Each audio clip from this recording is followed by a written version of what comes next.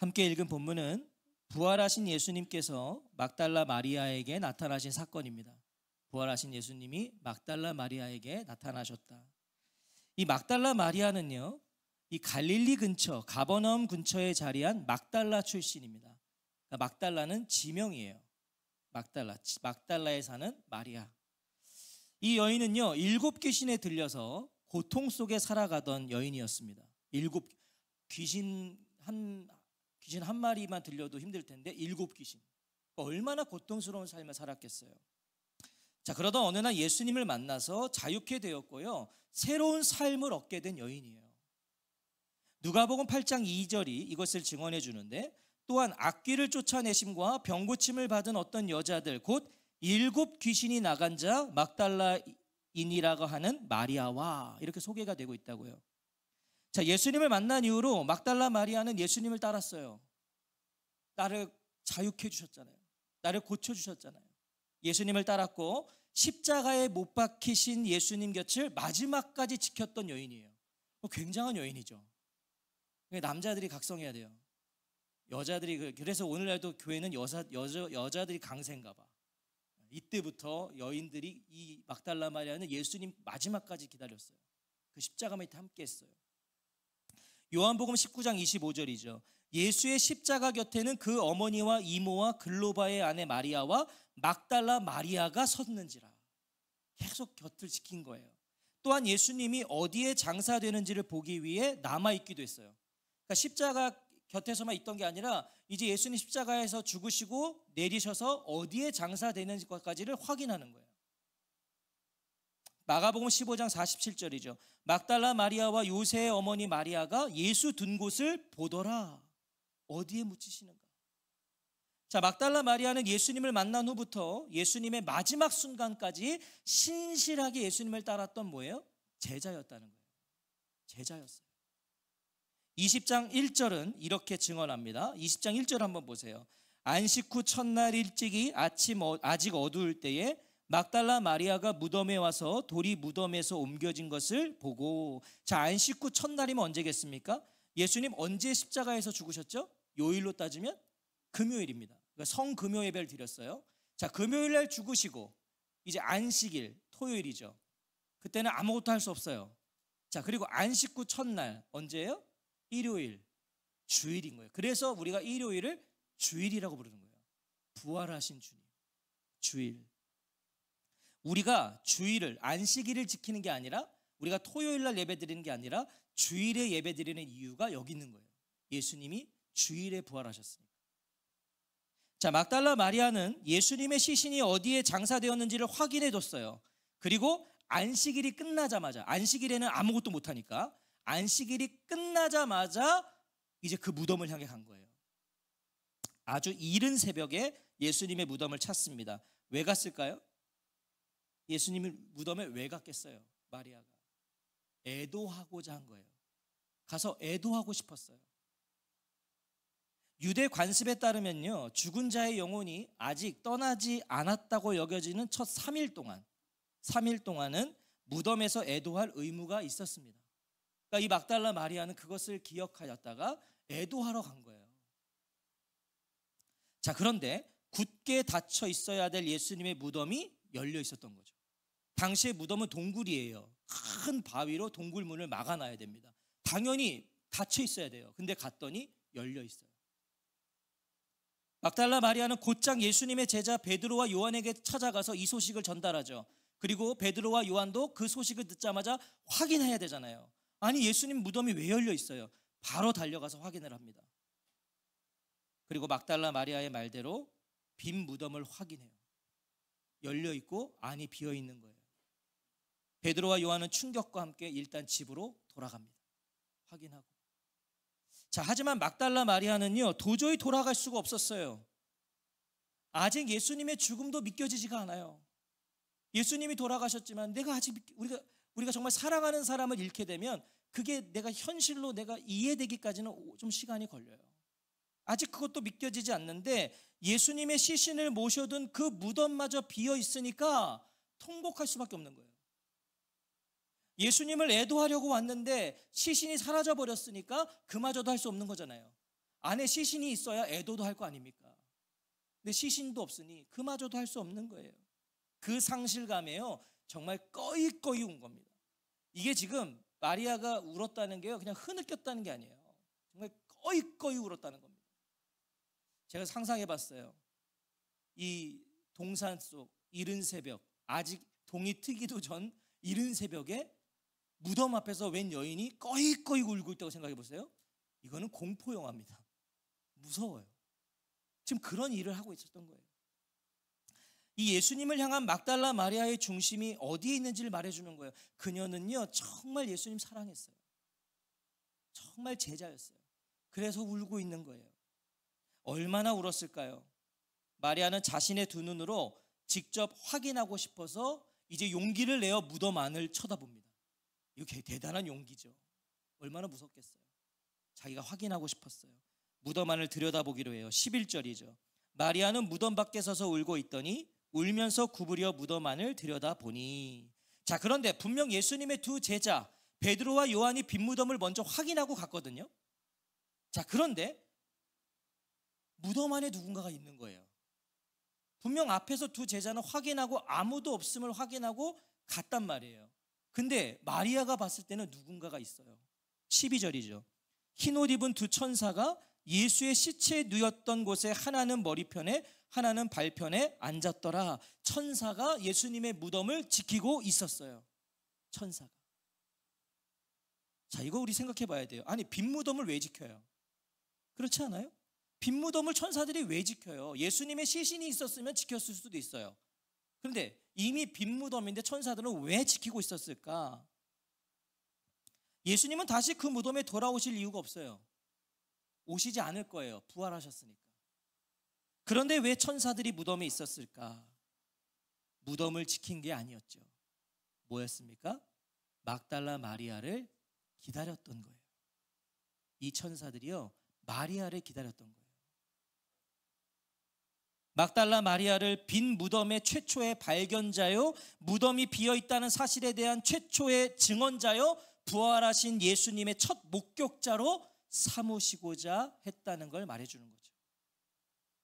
예수님의 제자들이 있음에도 왜 막달라 마리아를 부활의 첫 목격자로 택하셨는지는 우리가 알 수 없습니다.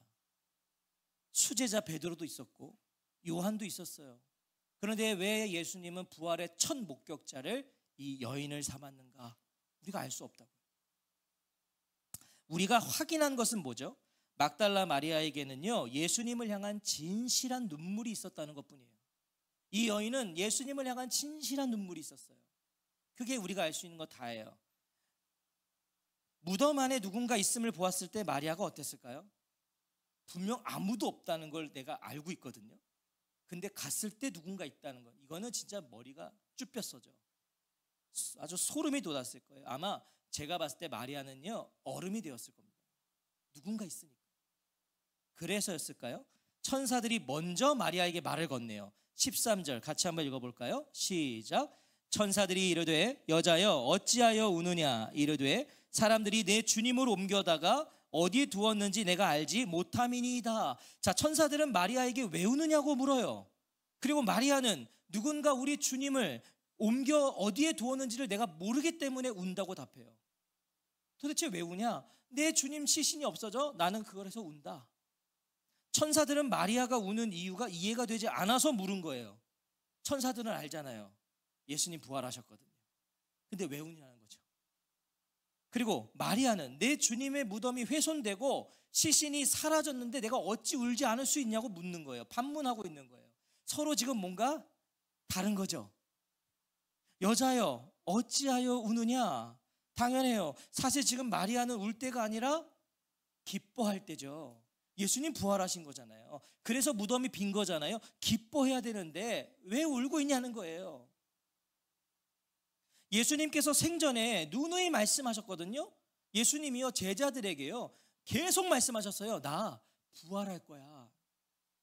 마태복음 16장 21절에 이때로부터 예수 그리스도께서 자기가 예루살렘에 올라가 장로들과 대제사장들과 서기관들에게 많은 고난을 받고 죽임을 당하고 제3일에 살아날 것을 제자들에게 비로소 나타내셨다. 마태복음 17장 23절에서도 죽임을 당하고 제3일에 살아나리라 하시니 제자들이 매우 근심하더라. 또 마태복음 20장 19절에서도 이방인들에게 넘겨주어 그를 조롱하며 채찍질하며 십자가에 못 박게 할 것이나 제3일에 살아나리라. 예수님 계속 가르치셨다고 해요. 제자들에게 내가 죽게 될 건데 나 3일 만에 부활할 거야. 이걸 계속 가르쳐 주셨어요. 예수님 이렇게 반복해서 부활을 이미 말씀하셨습니다. 심지어 이 부활의 소식을 막달라 마리아에게 확인시켜 주시고자 어떤 일까지 하셨습니까? 무덤의 그 큰 돌문을 옮겨 주셨어요. 여러분, 예수님이요 무덤에 지금 계셨는데 부활하셔서 나가셔야 돼서 이 돌문을 여신 게 아니에요. 예수님은 그 돌문을 열지 않아도 통과하실 수 있었어요. 요한복음 이제 뒤에 보면은 제자들이 있는 그 집을 그냥 통과하시잖아요. 이 돌문을 열어놓으신 건 마리아가 와서 들어와 확인할 수 있도록, 여인이 열 수 있는 돌문이 아니거든요. 그걸 다 하셔서 열어놓으신 거예요. 여자의 힘으로 열 수 없으니까 그냥 들어와 마리아가 확인할 수 있게 해주셨다고요. 그런데 그 빈 무덤에서 이 마리아가 대성통곡을 하고 있으니까 여자여 어찌하여 우느냐고 물을 수밖에 없는 거예요. 도대체 왜 우냐는 거예요. 그럼 왜 막달라 마리아는, 제자들은 예수님의 부활을 그렇게 반복해서 들어왔음에도, 예수님께 직접 들었음에도 빈 무덤을 보며 왜 부활을 생각하지 못했을까요? 그렇게 들었는데. 예수님의 십자가 죽음이요 그만큼 참혹했다는 걸 말해주는 거예요. 이 십자가 죽음이 이게 완전 참혹했단 말이에요. 부활을 생각할 수 있는 수준의 죽음이 아니셨어요. 아니 그냥 뭐 여기 조금 여기 배 한번 찔려서 돌아가셨으면은 그래도 생각할 수도 있을 텐데 어땠습니까? 온몸이 찢기셨고요, 창에 찔리셨고요, 온몸에 물과 피를 다 쏟아내셨어요. 이거는 그러니까 그걸 내 눈으로 다 보았기 때문에 부활이라는 단어를 생각할 수 있는 사람은 없었던 거예요. 저건 그렇게 죽었는데 절대 살아날 수 없어요. 게다가 당시 도굴은 흔한 범죄였다고 합니다. 무덤을 많이 털었대요, 도둑들이 당시에는. 왜냐하면 이 시신을 싼 세마포, 그 다음에 거기 향품들을 넣잖아요. 이게 전부 다 고가였거든요. 그래서 그걸 전문적으로 터는 도둑들이 아주 빈번했다는 거죠. 하지만 분명 예수님을 감쌌던 세마포는요, 예수님이 누워 계시던 모습 그대로 놓여 있었어요. 그게 6절과 7절을 한번 보세요. 6절과 7절에 시몬 베드로는 따라와서 무덤에 들어가 보니 세마포가 놓였고 또 머리를 쌌던 수건은 세마포와 함께 놓이지 않고 딴 곳에 쌌던 대로 놓여 있더라. 왜요? 머리에 쌌던 세마포, 몸에 쌌던 세마포가 그냥 누웠던 그 자리에 그대로 있었다. 머리는 머리 부분에, 몸은 몸 부분에 그대로 놓여 있었다. 이건 뭐예요? 예수님이 몸만 빠져나오신 것처럼. 자, 그러면 도둑들은 세마포를 가져가야 되는데 세마포는 그대로 있었어요. 그럼 이 무덤은 도둑 맞은 것도 아니에요. 그런데도 막달라 마리아는 예수님의 무덤이 도둑 맞았다고 여긴 거예요. 세마포가 그대로 있는데. 왜요? 반드시 있어야 될 예수님의 시신이 없었거든요.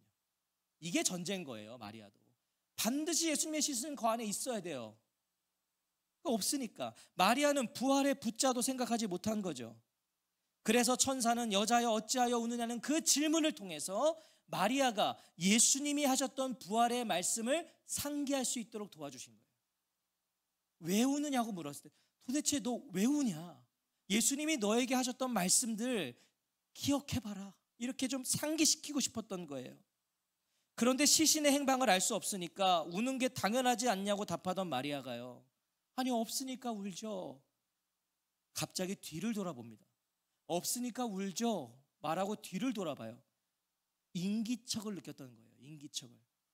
제가 오늘 어젠가 걸러서 들었는데 우리 저기 주영이가 학교에서 우리 유로 오빠 뒤를 이렇게 몰래 따라갔었다면서요? 유로가 그냥 복도를 걷는데요, 이상하더래요. 자꾸 누가 나를 쫓아가는 것 같고 누가 나를 쳐다보는 것 같더래요. 뒤를 돌아봤더니 주영이가 살금살금 유로 오빠를 따라오고 있었다고 그러더라고요. 바로 그거예요. 인기척이 느껴졌던 거예요, 마리아도. 그 뒤를 돌아봤어요. 언제부터였을까요? 14절을 보십시오. 이 말을 하고 뒤로 돌이켜 예수께서 서 계신 걸 보았으나 예수님인 줄은 알지 못하더라. 언제부터였는지 모르겠지만 예수님 막달라 마리아 뒤에 서 계셨던 거예요. 어쩌면 무덤 밖에서 그렇게 울고 있을 때도 예수님은 마리아 뒤에 서 계셨는지도 몰라요. 하지만 중요한 건 마리아가 예수이신 줄은 알지 못했다. 봤는데 예수님인지를 몰랐다. 자, 그렇게 예수님 때문에 대성통곡하면서 내 주님 옮겨다가 어디에 두었는지를 알 수 없다고 하소연했던 여인인데 어떻게 눈앞에 예수님을 알아보지 못했냐는 거예요. 그렇게 예수님을 사랑했는데, 그렇게 예수님을 잃은 상실감 때문에 아파했는데 왜 예수님을 봤는데 모르냐고요. 그래서 학자들이요, 별의별 말을 다 해요. 아직 어두웠기 때문에 그랬다. 그리고 이 여인이 펑펑 울어서 눈이 지금 눈물이 막 있어서 그래서 제대로 못 봤다. 하여튼 뭐 그럴 수도 있겠죠. 얼마나 울면 그렇게 앞이 안 보일까요?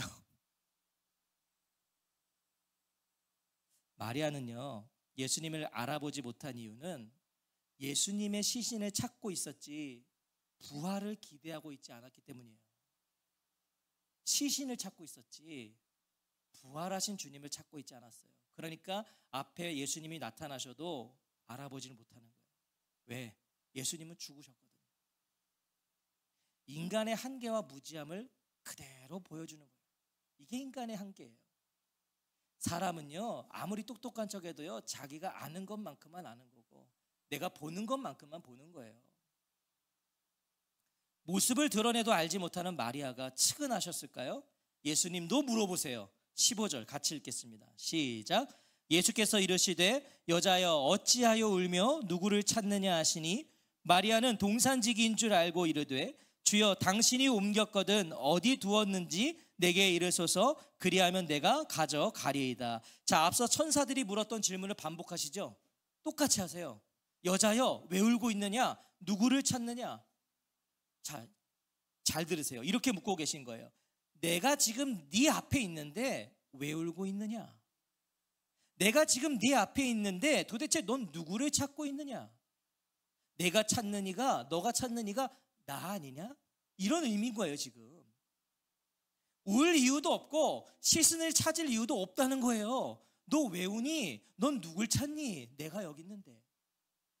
자, 그런데 마리아가요 여전히 알지 못해요. 마리아는 그가 동산지기인 줄 알고 이르되, 마리아는 동산 관리인이 온 줄 안 거예요.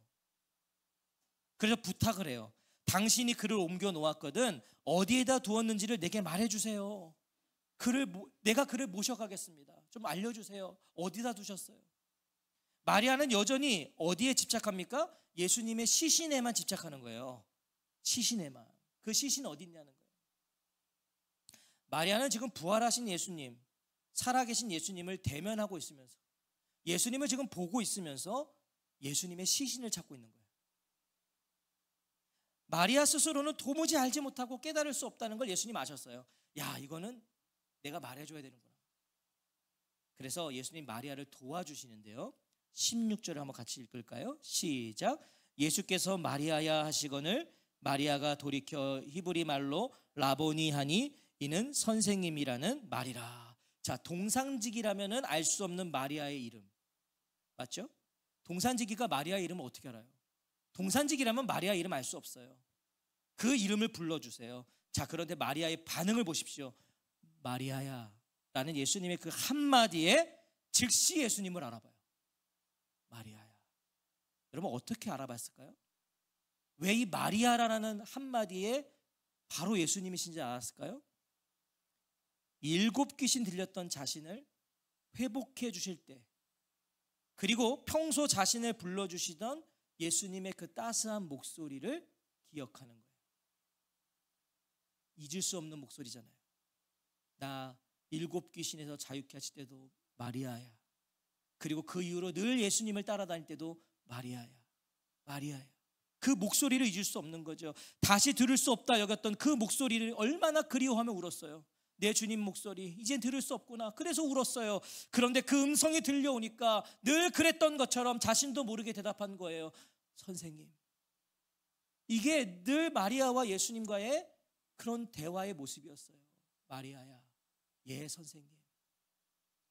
막달라 마리아는 늘 예수님을 그렇게 친근하게 불렀어요. 친근하게. 마리아야 라는 예수님의 음성이 들리는 순간 마리아의 눈물의 의미가 바뀌죠. 슬픔의 눈물이 기쁨의 눈물이 되어버렸어요. 절망과 소망이, 고뇌와 낙심이 환희가 되는 거예요. 절망이 소망이 되는 거고, 고뇌와 낙심이 환희가 되는 거예요. 내 사랑하는 예수님이 부활하셨잖아요. 부활하셨잖아요. 여자여 어찌하여 울며 누구를 찾느냐는 물음에 담긴 의미가 이 순간 정확히 깨달아진 거예요. 아, 예수님 부활하셨구나. 울지 않아도 돼요. 더 이상 찾지 않아도 돼요. 내 사랑하는 예수님이 부활하셨어요.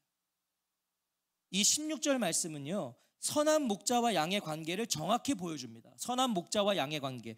요한복음 10장 3절과 4절에 보면 선한 목자와 양의 관계가 기록되어 있는데요, 제가 읽어볼게요. 문지기는 그를 위하여 문을 열고 양은 그의 음성을 듣나니 그가 자기 양의 이름을 각각 불러 인도하여 내느니라. 자기 양을 다 내놓은 후에 앞서가면 양들이 그의 음성을 아는 거로 따라오되. 자, 선한 목자이신 예수님은 마리아야 자신의 양을 부르신 거예요. 마리아야. 그리고 예수님의 양인 막달라 마리아는 그 목자의 음성을 듣고 라보니 한 거죠. 목자는 양의 이름을 알고 양은 목자의 음성을 아는 거예요. 이게 양과 목자의 관계예요. 막달라 마리아는 진정 예수님의 양이었고요, 진정한 예수님의 제자였던 거예요. 그래서 그 음성을 알아들었어요. 자, 이렇게 막달라 마리아는 부활하신 예수님의 첫 목격자가 됩니다. 첫 목격자. 여인이 예수님의 부활의 첫 목격자가 되었다는 건 매우 의미심장한 거예요. 남자가 첫 목격자가 아니라 여자가 첫 목격자가 되었다. 이건 의미심장한 거예요. 왜냐하면 이것은 예수님의 부활이 사실이라는 것을 말해주기 때문이에요. 예수님의 부활이, 왜 이게 예수님의 부활이 사실이라는 걸 말해주는 거죠? 자, 생각해 보십시오. 만약 예수님의 부활이 누군가가 꾸며낸 이야기라면, 누군가가 소설을 쓴 거라면, 이 부활 이야기가 누군가를 현혹시키기 위해서, 사람들을 현혹시키기 위해서 누군가가 이걸 그냥 꾸며낸 이야기라면 절대 여자를 부활의 첫 목격자로 쓰지 않았을 거예요. 왜냐하면 유대인들은 인원수를 셀 때요, 여자는 치지도 않았어요. 맞나요? 안 쳤다고요. 유대인들은 여자들을 카운트도 안 셌다고요. 여자들은 당시에 법정에서 증인으로 설 수도 없는 존재였어요. 안 쳐줬단 말이에요. 그러니까 꾸며낸 이야기라면 그럴싸하게 예수님의 부활의 첫 목격자로 베드로나 요한이나 남자를 썼을 거라고요. 내가 누군가를 좀 이렇게 설득하려면, 내가 꾸며낸 이야기라면 남자를 썼을 거라고요. 목격자를. 요한복음을 기록한 사도 요한이 이걸 몰랐을까요? 예수님의 부활의 첫 목격자를 이 막달라 마리아로 내가 기록하면 이건 분명히 많은 반대와 반문들이 나에게 제기될 건데 이걸 몰랐겠냐고요. 알죠. 그러나 막달라 마리아가 예수님의 첫 부활의 목격자라고 기록해요. 왜? 그게 사실이니까. 이걸 꾸며낼 수 없으니까. 당시의 여인은 쳐주지 않았어도 그녀가 예수님의 첫 부활의 목격자가 맞으니까 기록해 놓는 거예요. 사실이니까. 사랑하는 성도 여러분, 예수님 부활하셨어요. 저는 이 성경에 기록된 이 말씀을 그래서 믿어요. 막달라 마리아가 첫 부활의 증인이기 때문에 더 믿을 수 있어요. 부활의 아침 예수님께서 막달라 마리아에게 하신 말씀에 귀를 기울이십시오. 어찌하여 울며 누구를 찾느냐. 분명 마리아는요, 예수님을 찾고 있었어요. 아니, 더 정확히 말하면 예수님의 시신을 찾고 있었죠. 예수님을 찾은 게 아니라 예수님의 시신을 찾고 있었어요. 마리아는 산자 가운데서 예수님을 찾는 게 아니라 죽은 자 가운데서 예수님을 찾고 있는 거예요. 그래서 예수님을 찾을 수가 없었어요. 죽은 자 가운데서 예수님을 찾고 있으니. 예수님은 부활하셨는데. 오늘 본문을 보십시오. 마리아가 한 것은 아무것도 없어요. 마리아가 한 게 아무것도 없어요. 마리아는 예수님을 위해 애곡하고자 했지만 할 수 없었어요. 왜? 무덤이 비어 있었어요. 나 예수님을 위해 애곡할 거야. 근데 갔더니 예수님이 안 계셔. 그래서 그마저도 할 수 없었고요. 마리아는 예수님의 시신을 찾고자 했죠. 그래서 그 동산지기한테도 제발 당신이 옮겼으면 말해달라고, 내가 그 시신 가지고 가겠다고 시신을 찾고자 했지만 그것도 찾을 수 없었어요. 오히려 부활하신 예수님께서 그런 마리아를 찾아오셨죠. 예수님이 찾아오셨어요. 마리아의 이름을 불러주셨어요. 마리아야. 마리아가 하고 싶어도 못했던 걸 예수님이 찾아오셔서 그녀를 만나주셨고 그녀의 이름을 불러주셨다. 애곡하고자 한 마리아에게 기쁨을 주셨고, 어둠과 죽음에서 방황하는 마리아를 부활의 영광과 생명으로 인도하신 거예요. 부활하신 예수님이 오늘도 그 기쁨을 주고자 하세요. 그 기쁨, 그 부활의 영광과 생명으로 우리를 인도하고자 하세요. 오늘 무엇에 울고 계세요? 오늘 무엇을 찾고 계세요? 여러분, 모든 인간은 이 땅에서 나름대로 무언가를 찾고 있어요. 다 찾아요. 이 땅에서 모든 인간은, 그게 행복이든 그게 뭐 명예든 그게 모든 인간들은 다 뭔가를 찾고 있어요, 이 세상에서.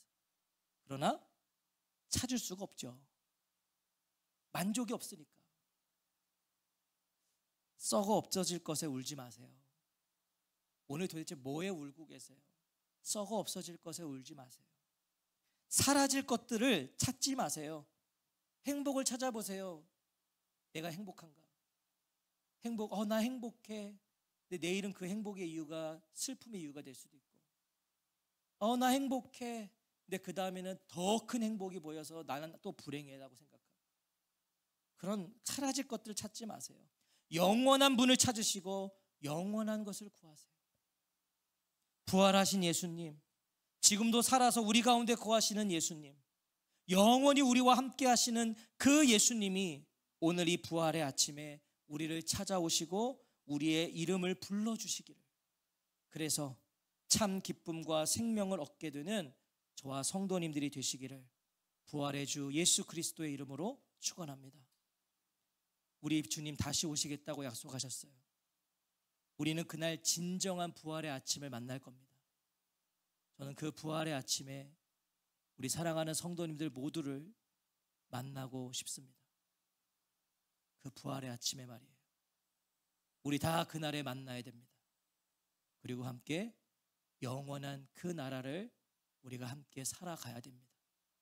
저는 다시 한번 저와 성도님들 모두가 그 부활의 주인공들, 그 부활의 아침의 주인공들이 다 되시기를 우리 주님의 이름으로 축원합니다. 아멘.